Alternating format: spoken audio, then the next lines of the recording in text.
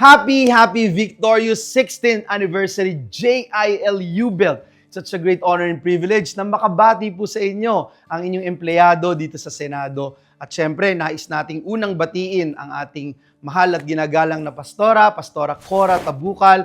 At syempre, we also like to greet all our leaders, workers, members, at syempre lahat ng ating mga KKBs na nandiyan.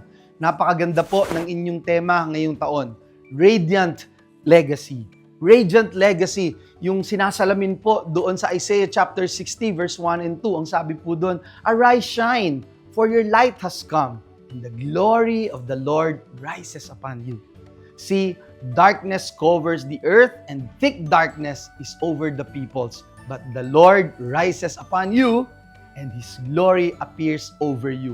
Napakasarap at napakagandang katuruan ang ibinigay ng Diyos sa bawat isa sa atin.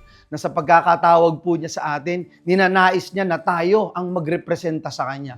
Bilang inyong representative dito sa Senado, lagi ko pong iniisip araw-araw, ano ba ang magagawa ko para ma-represent kayo very well? Ma-represent ang glory ng Diyos sa buhay ko dito sa Senado. Ganon din po sa buhay natin. Saan man tayo dalhin ng Diyos, sa negosyo, sa eskwelahan, doon po sa pinagtatrabahuhan natin, anumang karera sa buhay ang pagdalhan sa atin ng Diyos. Ang pangako po niya, magniningas po ang ating ilaw at ang ilaw na ito ay magiging liwanag ng sanlibutan. At dahil po doon makikita po ng buong mundo na ang Diyos na ating pinaglilingkuran ay buhay, makapangyarihan, nagpapala at gumagawa ng himala sa ating mga buhay.